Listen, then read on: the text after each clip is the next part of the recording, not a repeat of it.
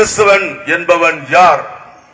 கிறிஸ்துவன் பயந்தாங்கோலியோ இல்லை, ஏமாலியோ இல்லை, அடிக்க அடிக்க முதுவை காட்டிக் கொண்டிருப்பவனோ அல்ல. அவன் ஒரு நற்செய்தி சொல்லுகிறவன், தேவனுடைய நற்செய்தி. அவன் திட்டுவதை, எங்களை எதிர்க்கிறவனை ஆசீர்வதிக்கிறதும் எங்களை அடித்தவனை மன்னிப்பதையும் அவனுக்காக செபிக்கிறது தான் கிறிஸ்து.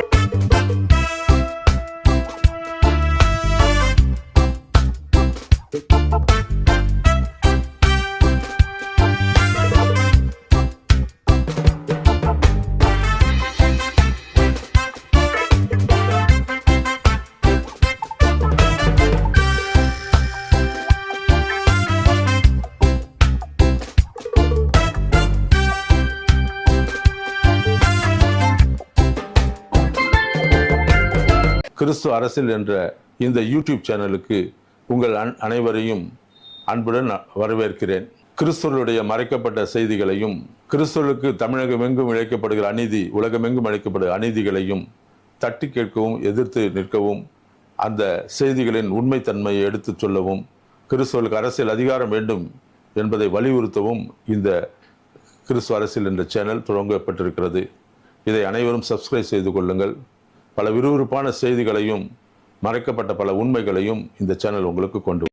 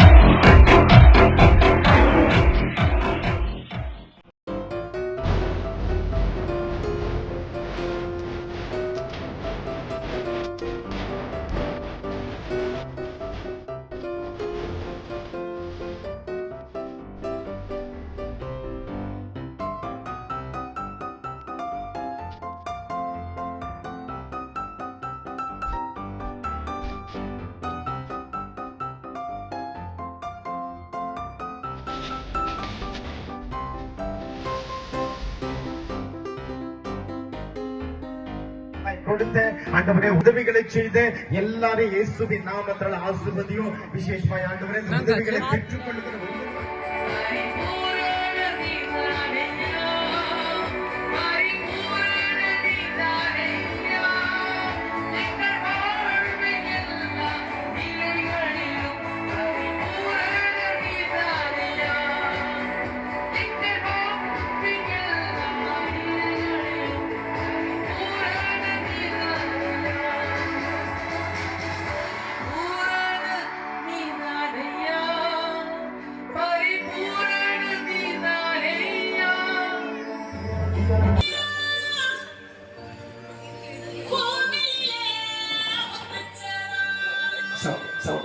Stop it.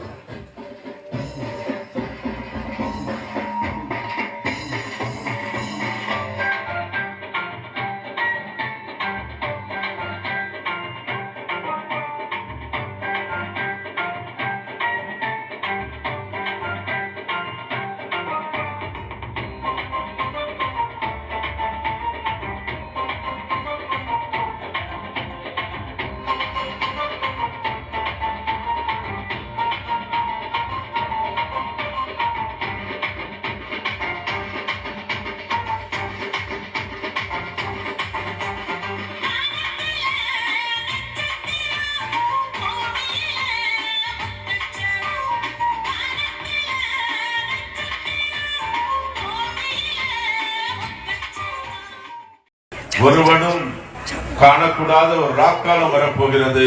அந்த ராக்காலத்திலே விடிவெள்ளியாம் இயேசு கிறிஸ்துவை அறிவிக்கிற தைரியம் உள்ள ஒரு இயக்கமாக, கட்சியாக, சிறுபான்மை மக்கள் நல கட்சி என்ற கட்சி தெருக்களிலும் எந்த இடத்திலெல்லாம் சுவிசேஷம் அறிவிக்க கூடாது என்று சொல்லுகிறானோ அதே இடத்திலே நின்று இயேசு நல்லவர் நல்லவர், அவர் உனக்காகவும் எனக்காகவும் ரத்தம் சிந்தி மரித்து உயிர்த்தெழுந்தார் என்று சொல்லுகிற வல்லமையுள்ள சாட்சி உள்ளவர்களாக இந்த கட்சியில் இருக்கிற உறுப்பினர்களும் தலைவர்களும் எதிர்காலத்தில் இருப்பார்கள் என்பதற்காக இது ஆரம்பிக்கப்பட்டதின் நோக்கம் என்ன?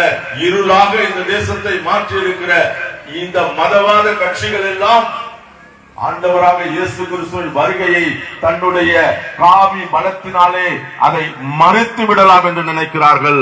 சூரியனை எந்த ஒரு காவியும் மறைக்க முடியாது, அது உடைத்து கிழித்து எரித்து வெளிப்பட்டு விடும் என்பதை இந்த நேரத்திலே உங்களுக்கு மத்தியிலே சொல்ல வந்திருக்கிறேன்.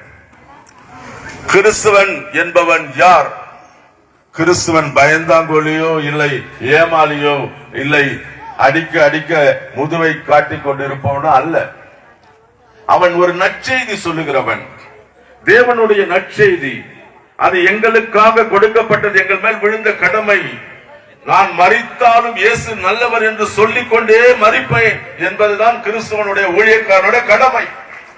அதற்கு எத்தனை தடைகள் இந்த தேசத்திலே வந்தாலும், தெருவிலே அடிக்கப்பட்டு கல்லெறிந்து கொலை செய்யப்பட்டாலும் அங்கே நின்று கொண்டு இந்த இயேசுவை மறுதலிக்காமல் இந்த தேசம் இயேசுவை அறியும்படியாக, இந்தியா கிறிஸ்துவுக்குள் வரும்படியாக நாங்கள் சாகும் வரை இயேசுவை அறிவித்துக் கொண்டே இருப்போம்.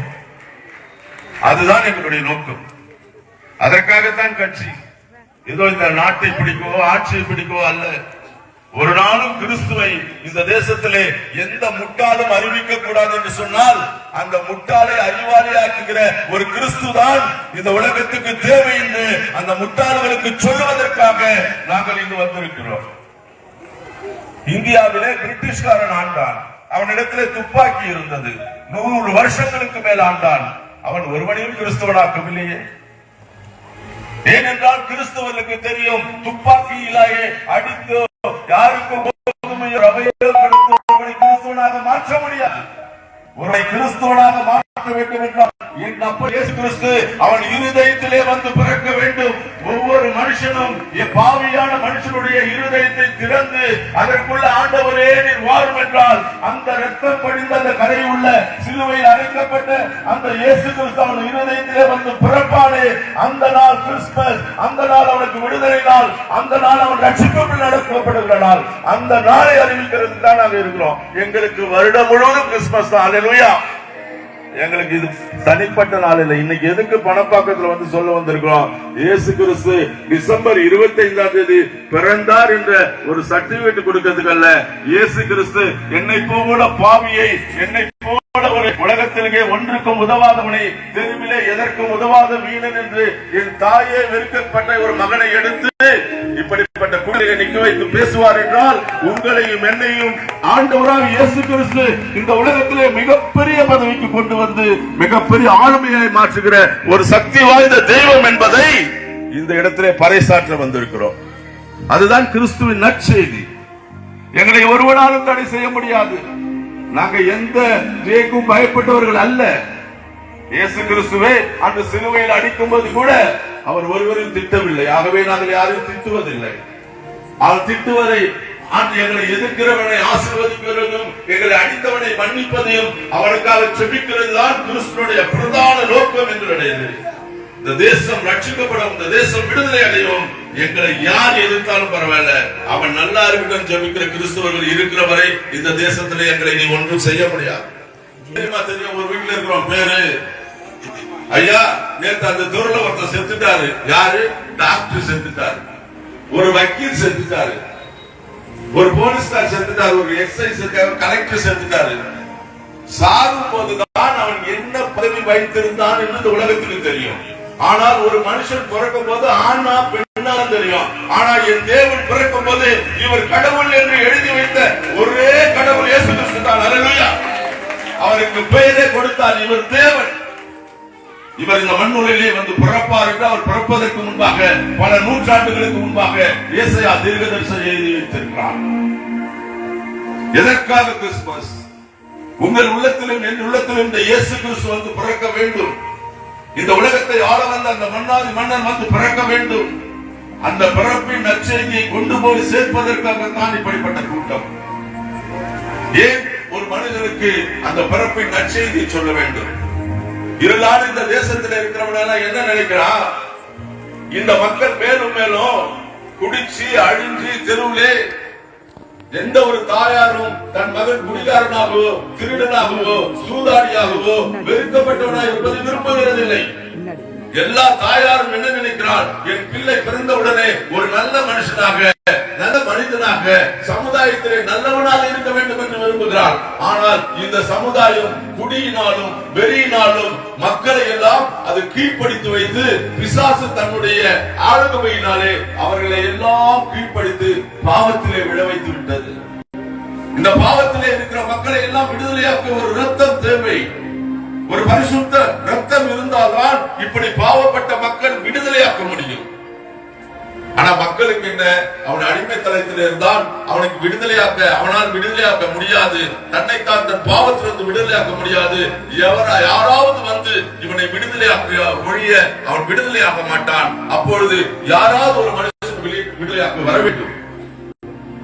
அப்போது மோசே என்ற ஒரு மனிதன் வரும்போது அவனுடைய வாழ்க்கையிலே சொல்லப்பட்ட அந்த பகுதியிலே இருக்கப்பட்ட ஒரு கதை இருக்கிறது.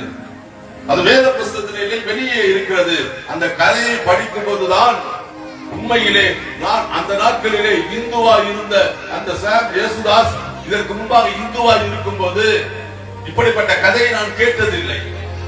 நான் கேட்கும் போதுதான் என் இருதயத்தின் ஆழத்திலே அது உணர்த்தப்பட்டது.